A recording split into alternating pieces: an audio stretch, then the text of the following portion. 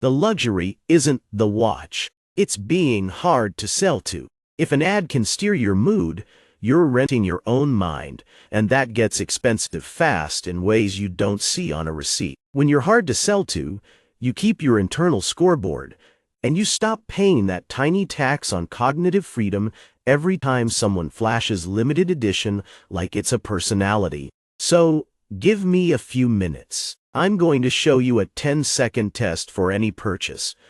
3 rules that calm you down around money, and 1 simple habit that blocks lifestyle creep before it sneaks into your cart. Most people think marketing sells objects, but it sells a feeling first, like your current life is suddenly behind schedule. It's that little punch of, wait, am I missing something?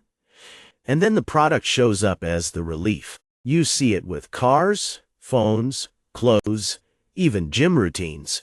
Because the category doesn't matter, the emotion does. The message stays the same, just with new packaging.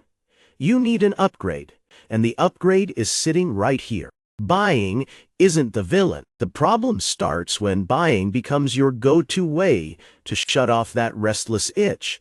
Because once your brain learns that spending equals relief, it asks for relief more often. So here's the test, and you can do it while the tab is still open. Ask yourself, what's the job of this thing in my life? Not the vibe, not the identity, not the story you'll tell your friends.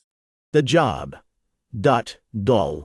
A phone's job is calls, maps, photos, notes, maybe 2 or 3 tools you use daily. A car's job is safe, boring transport. A jacket's job is warmth and pockets. If the job you describe sounds like, people will finally take me seriously, you're not buying a tool, you're buying approval.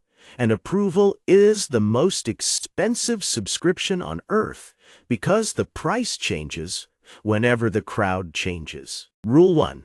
Buy for friction, not fantasy. Friction means the thing removes a real, repeat pain in your week. Fantasy means it fixes a story in your head. If your laptop crashes during work and costs you hours, that's friction. If it runs fine, but you want the new one because it looks clean on a desk, that's fantasy. Rule 2.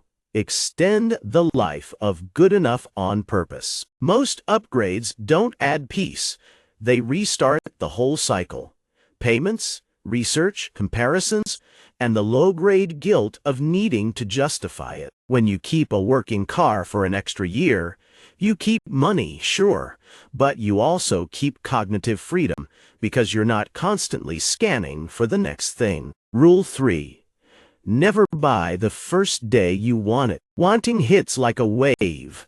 Then it fades if you don't feed it. Tell yourself, if I still want this in 2 weeks, I'll decide, because decide keeps you in charge. A guy messaged me about a phone upgrade. Nothing was wrong with his phone. Battery felt fine. Screen felt fine.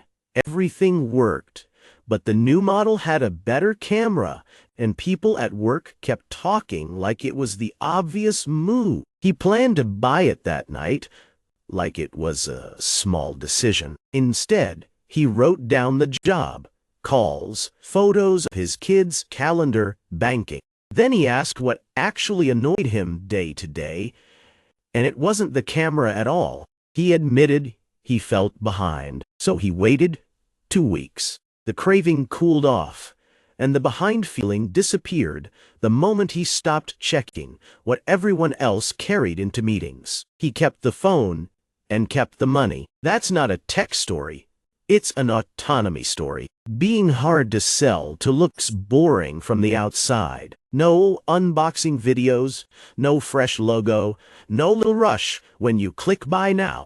Inside, it feels like space. You stop arguing with yourself. You stop negotiating with your future, and you stop treating every paycheck like permission to inflate your life. You keep older stuff in great shape, and that discipline spills into your savings rate, your calendar, and even your friendships. Because you're not chasing status, you're protecting your internal scoreboard. Being hard to sell to means you can see the pitch, name the job, and keep your money for your own life. If you want the full system for fighting lifestyle creep, watch the next video on keeping good enough longer. And subscribe if you want more ways to buy back cognitive freedom.